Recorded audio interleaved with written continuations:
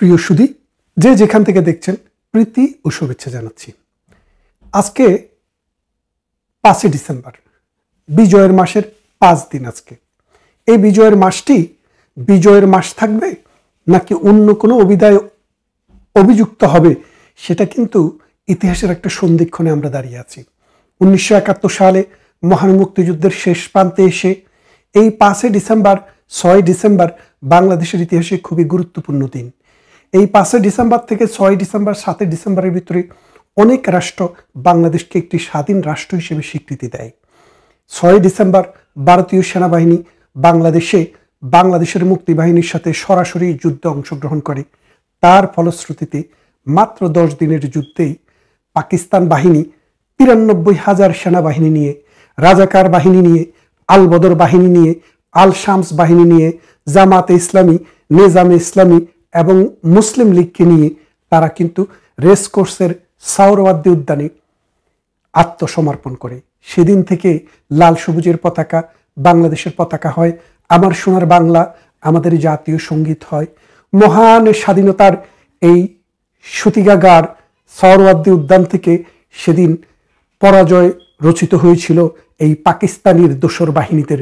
আজকে যারা গলা লম্বা লম্বা করে করে কথা বলছে, তারা পরাজিত শক্তি, আমরা বিজিত শক্তি। এখন এই বিজিত শক্তি 2024 সালে এসে পরাজয়ের মুখোমুখি। এখন এই স্বাধীনতা যুদ্ধের সপক্ষের, মুক্তিযুদ্ধের সপক্ষের, অসাম্প্রদায়িক চেতনার সপক্ষের, গণতন্ত্রের সপক্ষের, বাঙালিত্বের সপক্ষের যে মানুষরা আছে, এই মানুষদের জন্য একটা খারাপ সময় যাচ্ছে। এই খারাপ সময়টি বাংলাদেশে শুধু যাচ্ছে এটা আমি বলবো না, এটা পুরো পাক ভারত উপমহাদেশের জন্য একটা যুদ্ধক্ষেত্র তৈরি হচ্ছে। বাংলাদেশ কিন্তু পাকিস্তান এবং ভারত যুদ্ধের একটি ক্ষেত্র আস্তে আস্তে আস্তে আস্তে প্রস্তুত হচ্ছে। কারণ বাংলাদেশে যে নিয়মিত সেনাবাহিনীটি আছে, এই সেনাবাহিনীটি বর্তমানে অকার্যকর অবস্থায় আছে। আপনি বিশ্বাস করেন সেনাবাহিনীর উড়িয়ে দিবে হাসনাত নাকি ওয়াকার, হাসনাত এরকম ধ্বনি হয়, কিন্তু সেনাবাহিনীর কোনো মুরুদ থাকে না তাদের এটার প্রতিবাদ করার। সেনাবাহিনীর এতজন অফিসারকে এই পুলিশ গাড়িতে করে যে ক্যাঙ্গারু কোর্টে নিয়ে দাঁড় করায়, সেনাবাহিনীর কোনো বার্গেনিং ক্যাপাসিটি নেই। সেনাবাহিনী আজকে বাংলাদেশে থাকা এবং না থাকার মধ্যে কোনো তফাৎ নেই।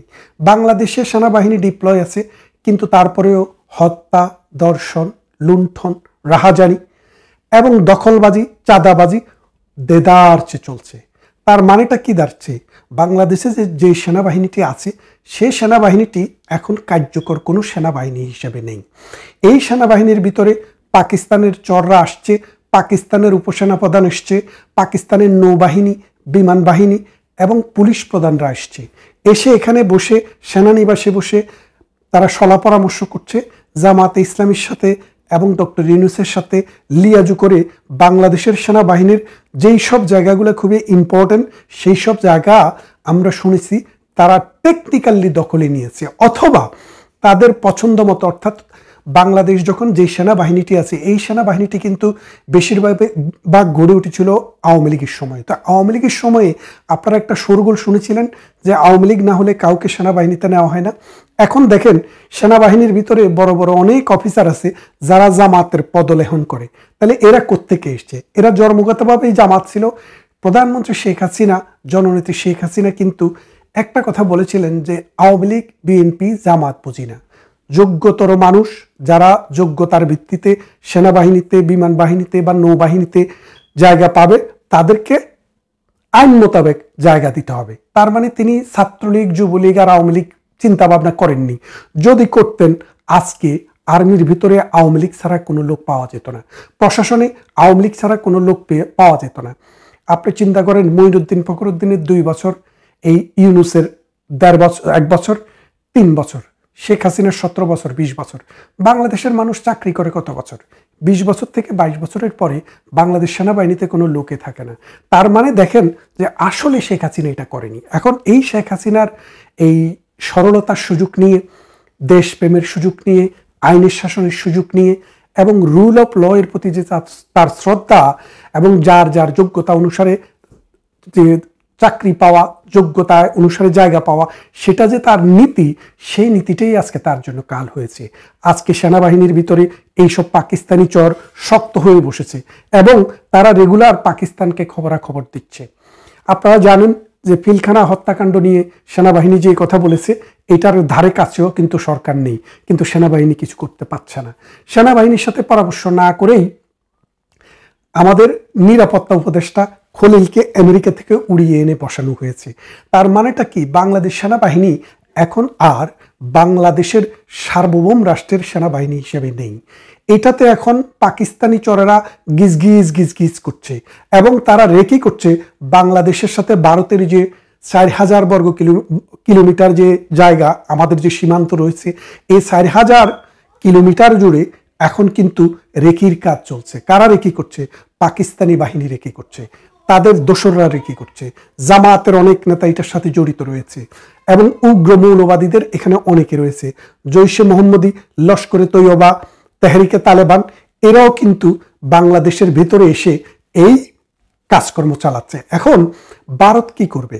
ভারত কি এই বাংলাদেশটাকে যুদ্ধক্ষেত্র হিসাবে বেছে নেবে, না পাকিস্তানের সাথে যুদ্ধ করবে? এখন আলটিমেটলি বাংলাদেশে যে সরকারটি আছে সেটি হচ্ছে পাকিস্তানি ভাবধারার অন্তর্বর্তীকালীন সরকার। তাদের মূল কাজ হচ্ছে যারা পাকিস্তান প্রীতি, 1971 বিরোধী, মানে রিসেট বাটন, অর্থাৎ রিসেট বাটন তো আপনারা বুঝতে পারছেন যে 1971 সালে যে সেটটি হয়েছে সেটাকে বাদ দিয়ে এখন পাকিস্তান পন্থার মানুষদেরকে তিনি বাংলাদেশে সেট করে দিবেন। এটাই হচ্ছে এর কাজ। এর সাথে জড়িত রয়েছে চায়না এবং পাকিস্তান, এই দুটি রাষ্ট্র।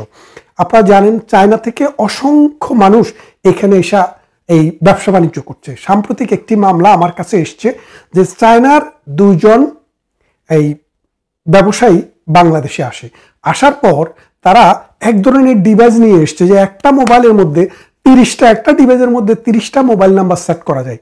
এরকম 2-3টার মধ্যে তারা 30টা করে 60টা ডিভাইস সেট করে একটা ব্যবসা প্রতিষ্ঠান করে, মানুষের কাছ থেকে 350 কোটি টাকা নেয়, হাই কোম্পানির মতো, মাল্টি লেভেলের মতো আর কি।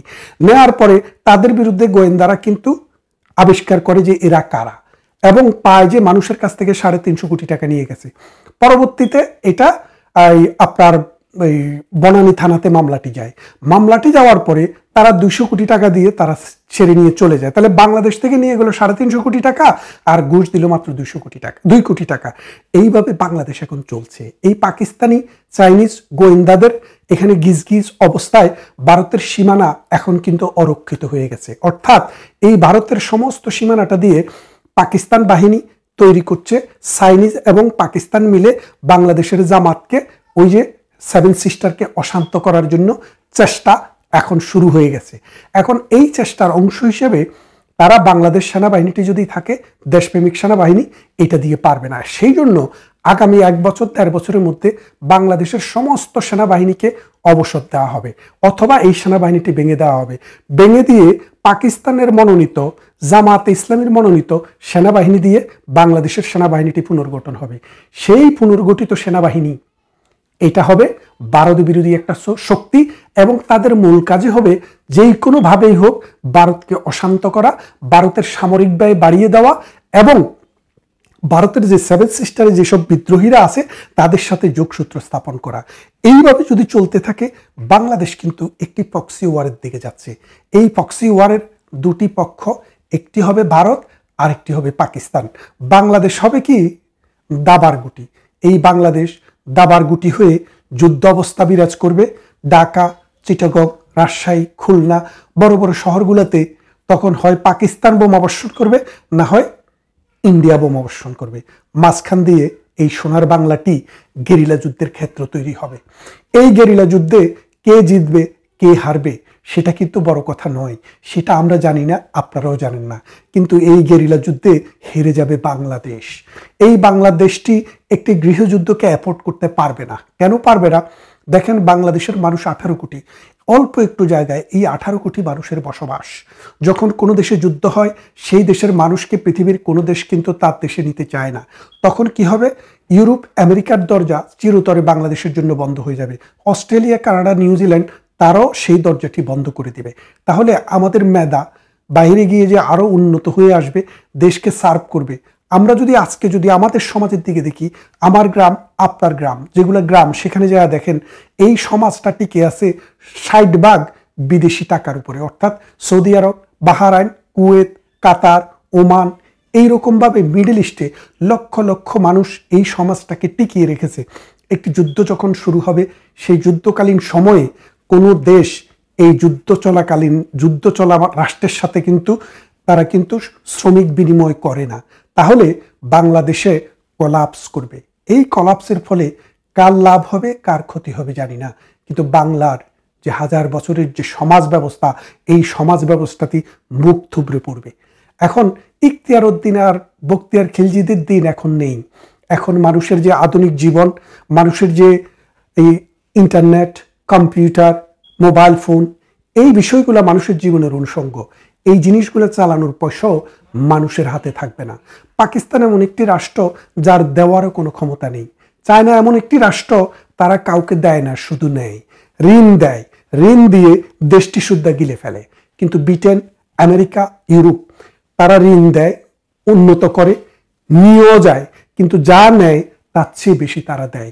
মানুষকে সম্মান করে, ইজ্জত করে, সমাজকে বিনির্মাণে সহযোগিতা করে। কিন্তু চায়না তার টোটাল ব্যতিক্রম।